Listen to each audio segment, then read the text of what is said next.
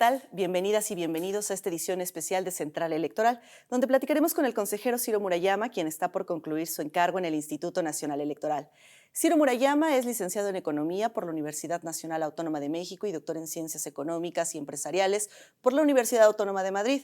También es profesor titular de la Facultad de Economía de la UNAM, además de ser miembro del Sistema Nacional de Investigadores Nivel 1 y de la Academia Mexicana de Economía Política. A partir del 4 de abril de 2014 fue designado como uno más de los integrantes de este primer Consejo General del entonces recién creado Instituto Nacional Electoral. Bienvenido, consejero, y muchas gracias por acompañarnos. Gracias por esta oportunidad. Al contrario, gracias por la invitación. Consejero, y pues prácticamente está por concluir un ciclo. ¿Cómo es que llegó Ciro Murayama en aquel 2014 y hoy se va de este Instituto Nacional Electoral? Hay una diferencia significativa de él. Bueno, es casi una década de trabajo muy intenso, dedicado al servicio público y al arbitraje electoral, en unos años en los que se han producido muchos cambios y muchos fenómenos políticos que hemos podido ver desde muy cerca, desde este observatorio privilegiado que es el INE, para ver justamente la vida política de México.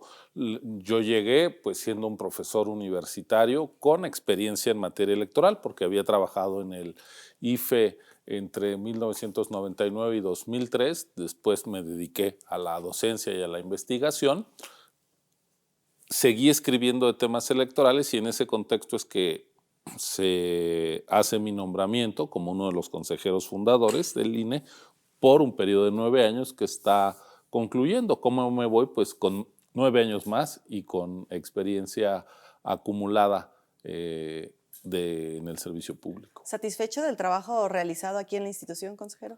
Bueno, satisfecho por lo que es el INE, porque el INE nació siendo heredero del Instituto Federal Electoral, que era una institución con mucha credibilidad, que logró que México pasara de un sistema de partido hegemónico y de un modelo autoritario a un sistema plural de partidos y a una democracia que justamente permite la recreación del pluralismo que es intrínseco a la sociedad mexicana.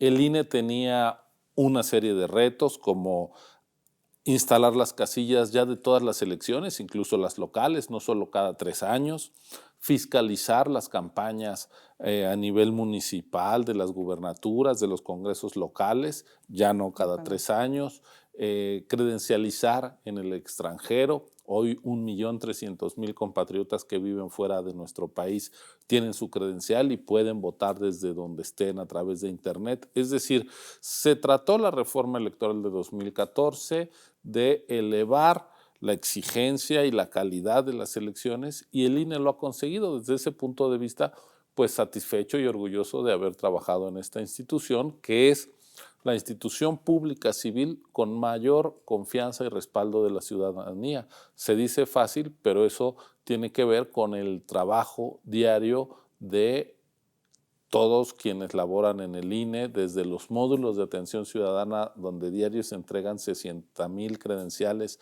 en propia mano, que no solo sirven para votar, sino que son la cédula de identidad ciudadana en los hechos con la que nos identificamos todos los días, elecciones que transcurren en paz, casillas que son instaladas por nuestros vecinos, conflictos electorales que cuando los hay siempre se resuelven pacíficamente a través de sentencias de los tribunales electorales. Entonces, pues México está viviendo una normalidad electoral que no ha sido lo que ha ocurrido de manera natural a lo largo de la historia del país. En 200 años que tenemos, 2 siglos de vida como nación independiente, hace apenas poco más de 2 décadas que tenemos elecciones democráticas y eso hay que valorar.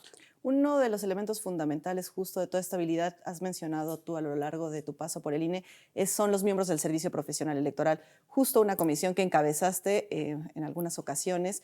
¿Y tú cuál dirías que ha sido el reto en esta comisión y con este personal que hoy enfrenta pues, un escenario un tanto adverso? Pues es que las instituciones son fuertes y permanecen también por su gente. Y a diferencia de lo que ocurre en una alcaldía, en una secretaría de Estado, aquí los cargos relevantes son permanentes y no se modifican si llega un nuevo consejero presidente o unos nuevos consejeros. La gente llega no por sus conocidos, sino por sus conocimientos, por exámenes muy competidos, abiertos. Es capacitada permanentemente toda la estructura y es sometida a procesos de evaluación. Así que tenemos un servicio civil de carrera estable, profesional, que es lo que explica que en un país tan convulso, con tanta inseguridad como México, cada que hay elecciones, en cada rincón del territorio haya casillas donde la gente pueda votar en secreto y en libertad.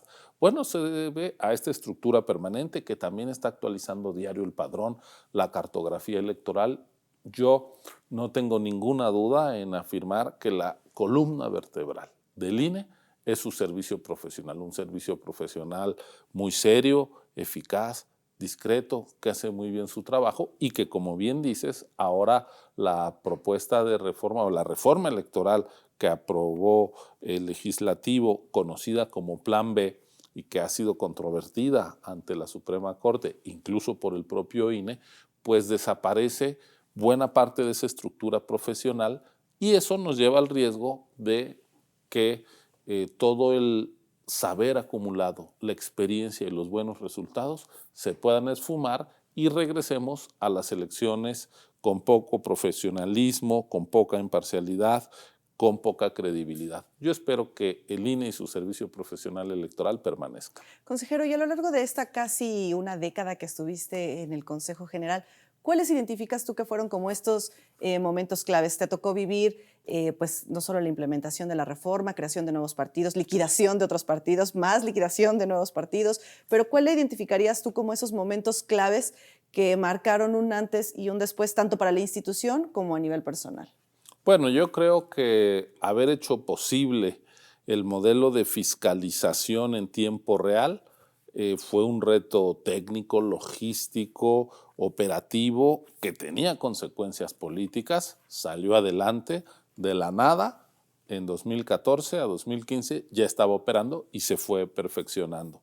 El haber hecho elecciones en contextos de violencia y de boicot, como en 2015, que se llamó a que no hubiera elecciones, e incluso se quemaron sedes del instituto, se persiguió a nuestros compañeros y compañeras trabajadores, sobre todo en Chiapas, Oaxaca, Guerrero y Michoacán, y aún así se hicieron las elecciones.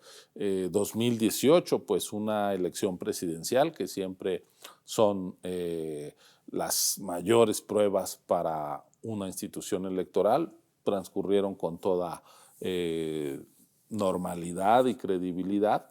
Y después tuvimos, por ejemplo, el reto de echar a andar consulta popular, revocación de mandato en contextos adversos de recorte presupuestal, de ataques desde el gobierno, el intento también gubernamental de quitarle al INE el padrón electoral, que es pues la base de toda elección creíble. Afortunadamente esa iniciativa fue derrotada. Entonces, digamos que esta ha sido una carrera de fondo, como un maratón, pero llena de obstáculos y de sprints y de cierres cada 100 metros.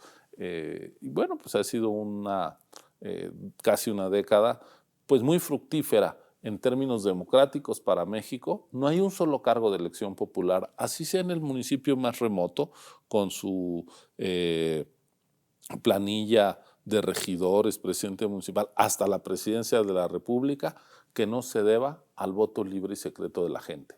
Se dice fácil, pero eso no ocurría normalmente en México y hoy está ocurriendo. Hay que cuidar las elecciones auténticas. ¿Cambiarías algo? ¿Alguna decisión a lo mejor que en su momento tomaste o hoy a 10 años ves desde otra perspectiva algunos de estos momentos claves? Sí, por supuesto que dicen que la experiencia es un peine que te dan cuando te quedas calvo, ¿no? O sea, pues sí, hay muchas cosas que podríamos haber hecho de otra manera, pero lo fundamental que es aplicar la Constitución y la ley se hizo una y otra vez y eso es lo que hace que el INE sea una institución tan valorada, incluso que la ciudadanía salga a manifestarse diciendo el INE no se toca, mi voto no se toca, pues nos habla que hay una reserva, un activo democrático en la sociedad mexicana, que es lo que va a mantener en pie a la democracia, que va a frenar los intentos autoritarios, y eso se debe al buen desempeño del INE como institución, más allá de sus consejeros, y yo creo que de eso debemos estar todos satisfechos y orgullosos.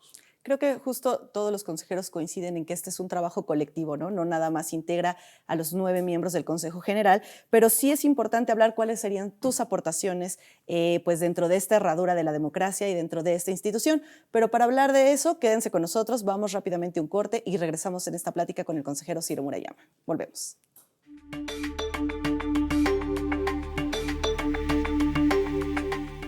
Yo tramité mi INE en México. Y yo en el extranjero. Mi INE es muy confiable porque tiene elementos que la hacen muy segura y es gratuita. La mía también. Con mi INE puedo votar, identificarme y hacer trámites bancarios en todo México. Con la mía también. Si tienes algún familiar o amistad que viva fuera del país, recuérdale que la INE del extranjero tiene el mismo valor que la de México y es válida para votar, identificarse o hacer cualquier trámite en territorio mexicano. Mi INE es mi voz en México. Y en el extranjero. La violencia política contra las mujeres en razón de género es un delito. No solo nos arranca el derecho a votar, a postularnos por un cargo o a ejercerlo. Nos quita la voz y limita nuestra participación en la toma de decisiones. Por eso, el INE y la FICEL investigan a quienes ejercen este tipo de violencia y protegen los derechos políticos y electorales de las mujeres. Si necesitas denunciar violencia política contra las mujeres en razón de género, ingresa a fedenet.org.mx. Mi INE es valioso porque garantiza mis derechos y nos une.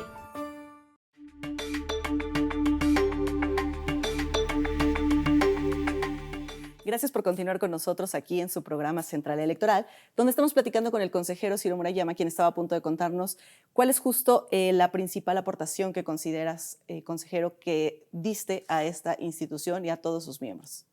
Bueno, creo que por un lado la lealtad al servicio profesional, a la estructura, los consejeros jugamos un papel político en el siguiente sentido, en la explicación pública de las decisiones del INE, con transparencia, en un esfuerzo de pedagogía. Nuestro papel, desde ese punto de vista, es político, es la persuasión a la ciudadanía de por qué se toman las decisiones que se toman para evitar que la ley se viole, para asegurar que todos los pasos de la certeza que requiere una elección se van dando. También pues nos toca recibir abucheos, porque como todo árbitro, pues cuando pitas una falta, los simpatizantes de un equipo estarán satisfechos y los contrarios molestos. Entonces es normal que nuestro trabajo esté sometido a crítica y escrutinio permanente. Nuestra misión es explicar, creo que hemos logrado comunicar las decisiones que hemos tomado, dar nuestras razones, los argumentos y al mismo tiempo, nuestro trabajo es posible solo gracias al trabajo de campo de la estructura. Y hay que ser muy respetuosos y reconocer. Un consejero no es una persona que tenga empleados en el INE. Es un trabajador más que tiene un rol específico con visibilidad, pero si no estuviera haciéndose bien el trabajo día a día en cada módulo de credencialización, en cada distrito, en las tareas para instalar cada casilla, nosotros no podríamos dar buenas cuentas. Entonces yo creo que uno debe sentirse parte de ese equipo y luego, pues son tantas las tareas que tiene a su cargo la institución que hay que aportar o tratar de aportar desde la experiencia que uno tiene. Por ejemplo, muchos consejeros son abogados. Otros vienen de distintas ramas de las ciencias sociales, la ciencia política, la sociología. En mi caso, desde la economía, pues traté de ayudar a la discusión sobre la construcción presupuestal, sobre el modelo de fiscalización a los partidos, es decir, poner la contribución a partir también de mi campo de conocimiento y de lo que he estudiado. Y así este complemento de distintas disciplinas, de distintas trayectorias, de distintas profesiones y experiencias, pues enriquece al colegiado que es el Consejo General. Justo en tu paso por la institución, Ha habido dos cambios. Han entrado consejeros, han salido consejeros. Esta integración original en la que tú entraste en 2014 ya se ha visto modificada en 2 ocasiones. ¿Cómo has visto estos cambios? ¿De qué manera han contribuido o han fortalecido a la institución justo este escalonamiento que se ha venido dando de la integración de los 11 miembros del Consejo General? Yo creo que es un gran acierto de la ley que la renovación sea escalonada. En el IFE hubo un momento en que esa renovación era total. Entonces, pues todos eran recién llegados o todos ya tenían mucha experiencia. Y luego volvían a llegar otros que no tenían nada de experiencia. Yo creo que es bueno combinar gente que ya lleva algunos años en esta labor con sangre nueva. Yo he sido parte, como bien dices, pues de 3 conformaciones distintas del Consejo General a lo largo de estos 9 años, y yo creo que lo más valioso de la renovación es que se ha dado por consenso de las fuerzas políticas. Hemos pasado de 2014 a 2023, en este momento, 18 consejeros distintos por el INE. Y todos hemos sido nombrados por el amplio consenso de la Cámara de Diputados. ¿Qué quiere decir esto? Que no solo nos debemos a una coyuntura donde se pusieron de acuerdo, son 3 legislaturas diferentes, 3 integraciones de la Cámara de Diputados, escogiendo los árbitros que le generaran confianza a todos los actores políticos.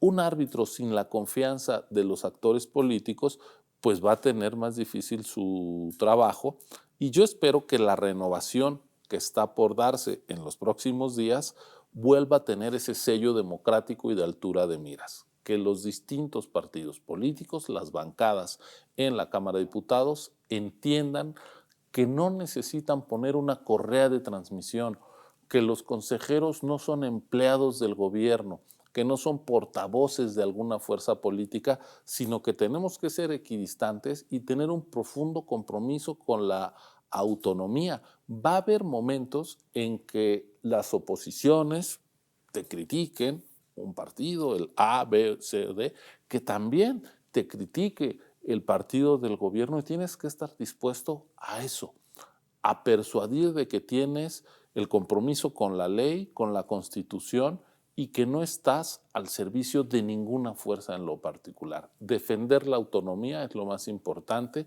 y la imparcialidad. La imparcialidad es una obligación de todos los que trabajamos en el INE. No es el resultado de la suma de parcialidades, es decir, no puede haber un consejero que esté al servicio del partido A, otro del B, otro del C, y entonces eso equilibra. No, los 3 ejemplos que estoy dando, ABC, tienen que ser partidos con los que tengas la misma distancia. ¿Este consenso le daría solidez al Consejo General? Sí, es una condición de credibilidad inicial que es muy importante procurar. En 2003, cuando terminó el consejo del primer IFE autónomo, aquel que presidió José Woldenberg y que tuvo a gente tan valiosa como Jacqueline Pechar, Mauricio Merino, Alonso Lujambio, etcétera, Gastón Luquen. Ese consejo rindió muy buenas cuentas, organizó la primera elección en el Distrito Federal entonces, la primera alternancia en la presidencia en 70 años, castigó excesos de financiamiento en los casos Pemexgate y Amigos de Fox. ¿Y qué pasó? Cuando terminaron en 2003, en la Cámara de Diputados se rompió el acuerdo y los nuevos consejeros fueron designados excluyendo a una fuerza política muy importante, entonces el PRD. ¿Y qué pasó? Que el PRD ya tenía desconfianza de inicio en el Consejo General, y en 2006 tuvimos una elección muy cerrada que fue cuestionada por la fuerza política que fue excluida. Entonces, incluir, consensar, dialogar, ponerse de acuerdo, no en un reparto de cuotas, sino en encontrar gente que a todos les genere confianza, es una operación de responsabilidad política que además establece la Constitución, porque dice los consejeros del INE tienen que ser designados con al menos 2/3 partes de los votos de la Cámara. ¿Qué pasa? Nadie tiene 2/3 partes, ni el gobierno y sus aliados, ni las oposiciones. Entonces se tienen que poner a dialogar entre los jugadores, entre los contrarios, entre los adversarios legítimos para pactar quién va a ser el árbitro que va a conducir ese juego democrático en el que ellos van a participar. ¿Es mucho pedir? Pues es pedirles lo que dice la Constitución. Consejero, y pues hoy a 9 años de distancia llegaste en medio de una reforma y te vas en medio de una reforma también. ¿Cuál será el gran reto que tengan que enfrentar la estructura, los nuevos integrantes del Consejo General, los que se quedan en el Consejo General? ¿Qué tienen por delante? Sí, son dos reformas, pero muy distintas, Carolina. Una era una reforma que fortalecía al INE, que le daba vida, que le daba más tareas, que incluso le creaba nuevas unidades. La otra es una reforma que lo mutila, que lo daña, que lo debilita. La reforma de 2014 fue producto de un gran pacto político, del consenso democrático. La reforma que estamos viviendo ahora del Plan B no pasó por el diálogo, no pasó por un diagnóstico, no pasó por una construcción democrática, sino que es una imposición desde el poder sorda, sin sensibilidad, sin vocación democrática. Entonces, pues yo digo, una es una reforma democrática, la otra es una reforma autoritaria. Una reforma autoritaria que quiere dañar a lo más valioso que tiene el INE, que es su servicio profesional electoral, su capacidad de hacer elecciones genuinas y auténticas, como manda la Carta Magna. Entonces yo espero que la Suprema Corte de Justicia de la Nación, el Poder Judicial, eche atrás el Plan B y México pueda ir a su siguiente cita electoral, que va a ser la elección más grande de la historia, porque no deja de crecer el padrón electoral, porque vamos a tener miles y miles de cargos en disputa en la elección de junio de 2024. ¿Qué sería lo deseable para México? Que fuéramos con una institución entera, la que ha hecho posible las elecciones genuinas y con unas reglas pactadas por todos, que a todos les han permitido ganar legítimamente elecciones y que les dan confianza. ¿Para qué creamos una crisis, incluso preelectoral? Es innecesario. Si algo funciona bien en México, de las poquitas cosas que todo el mundo está de acuerdo, es que cuando hay elecciones, en la noche sabes quién ganó y fue una elección limpia. ¿Para qué contaminamos eso? ¿Para qué perdemos eso? Cuando no hay elecciones creíbles, lo que sigue es la disputa ríspida y acaso violenta. Las elecciones son ese gran invento de la humanidad para evitar que la disputa por el poder implique derramamiento de sangre. Las elecciones permiten a la gente deshacerse de malos gobiernos con la poderosa arma pacífica del voto, no con un garrote, no disparando, no incendiando palacios municipales, que era lo que yo veía cuando era joven aquí en México. Que dicen que conocer la elecciones. Historia nos evita repetir los errores en el futuro, ¿no? Así es, entonces la historia de México para tener elecciones libres fue tener reglas pactadas por todos y un árbitro profesional, autónomo e independiente. Hoy lo tenemos, pero tenemos el riesgo de que eso se destruya por una operación autoritaria. Yo confío en que el Poder Judicial va a frenar esto y que México podrá ir a sus siguientes citas electorales con un sistema electoral confiable. En este contexto, consejero, ¿cuál sería el mensaje que le dejarías a la estructura, a los consejeros que se quedan y a los que llegan? Bueno, a los consejeros que se quedan y a los que llegan tienen la misión de hacer cumplir la Constitución. Ellos no están para darle gusto a un partido, menos aún al gobierno en turno. Tienen que dedicarse a proteger, a garantizar los derechos político-electorales de la ciudadanía, no estar al favor de una fuerza, de un gobierno. Y a la estructura, pues agradecerle su trabajo de todos estos años. Si yo he podido hacer el mío, es gracias a la labor dedicada, honesta, de tantas funcionarias y funcionarios probos y probados. Yo solo les puedo decir que el INE es la demostración de una institución de altísima calidad, de una institución en la que la gente tiene confianza, de una institución que es un ejemplo. Si en otros campos tuviéramos servicios profesionales tan serios, instituciones tan sólidas, seríamos un país menos pobre, menos lastimado, un país más habitable.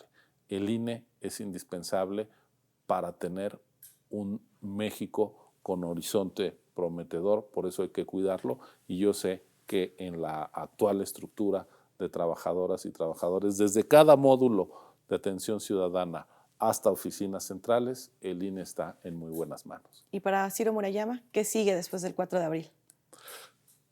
Yo me llevo en todo mi ser esta causa de la democracia, seguiré siendo parte de ella, ya no como funcionario electoral, yo nunca más volveré a tener un cargo en el INE, pero me regreso a mi otra vocación, que es la universidad, la docencia, la investigación, y desde ahí como ciudadano y profesor, pues seguiré estudiando, escribiendo, enseñando y pues tratando de contribuir al México democrático, menos desigual, con más derechos, sobre todo para las mayorías.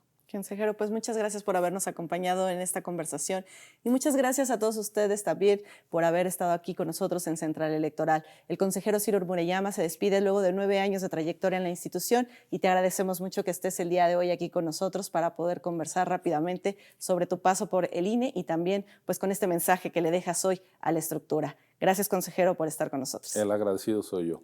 Pues muchas gracias y recuerden que esta es una producción de la Coordinación Nacional de Comunicación Social y no olviden seguirnos en todas nuestras redes sociales desde donde podrán conocer todas las actividades que realiza el Instituto diariamente. Gracias y hasta la próxima.